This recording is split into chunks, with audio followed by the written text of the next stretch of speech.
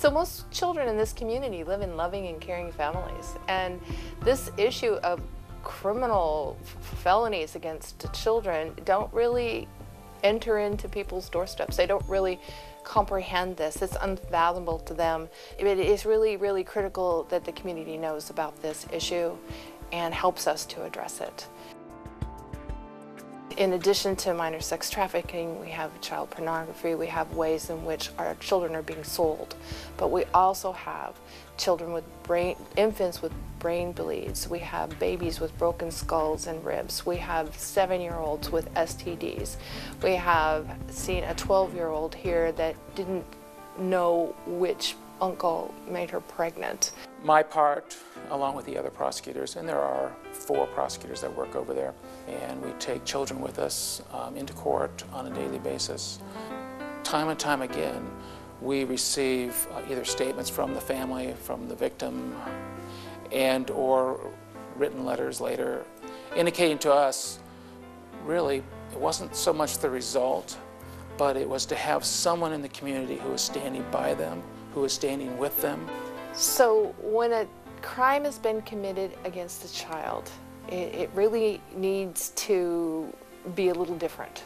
We need to be in full force with specially trained staff that actually know about how to talk to children, know about children's health issues, know about how to recognize child abuse. And the medical role is important in seeing these kids, both to determine any injuries that might have occurred, but also the possibility of any infection that could have occurred based on the abuse that they endured.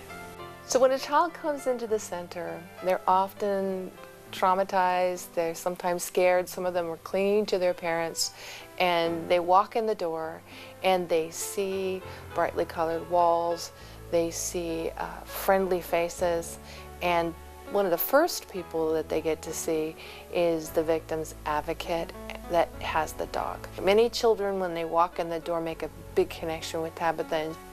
I've worked a lot with children who have been victims of trafficking, sex trafficking. One child who I worked with who had been living with her trafficker for a few years, 4 or 5 years, and she had never had anything that was her own.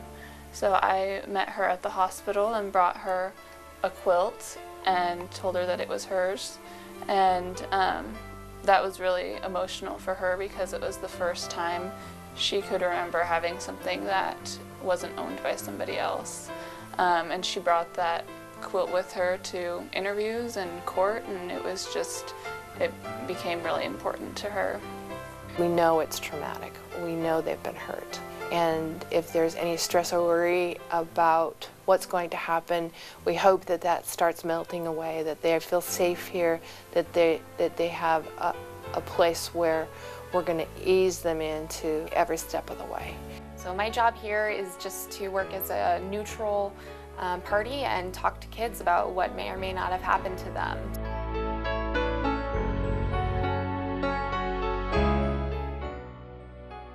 We do record every single interview, and that helps reduce the kind of continued traumatization that can happen in an abuse case. So hopefully we're minimizing the amount of times the child needs to tell the story. It can be very difficult for a child to disclose that kind of abuse, and by videotaping it, we're really making sure that we're hearing everything the child says, we're not having them repeat it, and we do have the detectives sit in and on the other side of the room and kind of observe the interview as it's going on.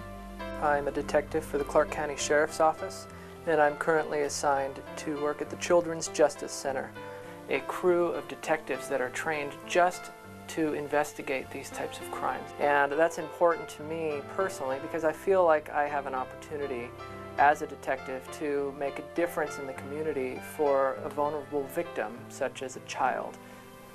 My role here at the Children's Justice Center is to work collaboratively with law enforcement and with prosecution, as well as mental health and advocacy, to ensure that the child is safe wherever the child is placed, whether the child remains in the parental home or the child comes into state custody. While the child is being interviewed, we have a parent outreach worker who then will meet with the family members. One of the things that we have learned over the time is the importance of parents getting support so they are better able to support the children. I think it's really important to know that children and adolescents who have been abused do recover, and with the proper support, with treatment, they have an excellent chance of moving beyond these events. Children are amazingly resilient, and I think that is, one of the things that we hang on to. One of the things that I have learned in doing this work is the incredible personal strength that children have. It's a difficult process. You bring the child into the courtroom, you really sometimes don't know what's going to happen. I've had a number of times where the girl won't speak and breaks down in tears, and we have to take a recess. And they are so brave, however. They're going into the courtroom doing the best they possibly can, and they're talking to a group of strangers.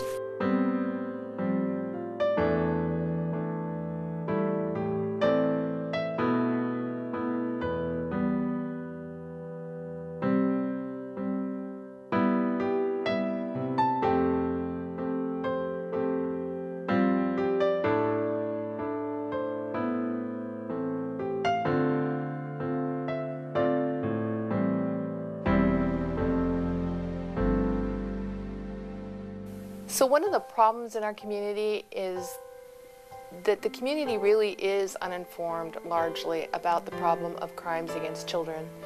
And this is partly due to the system itself, because of the 168 perpetrators that we held accountable to felony crimes against children last year and sentenced. The sentencing time, the total confinement time, was 400 years, so we do a very good job. Only 13 of those cases actually went to court. The rest were pled. When they're pled, the facts of that case, the specifics, what actually is happening to children, are hidden largely from the community. So the center belongs to the community. It has been here since 1990, and children's advocacy centers don't exist in communities unless there's community support to do so.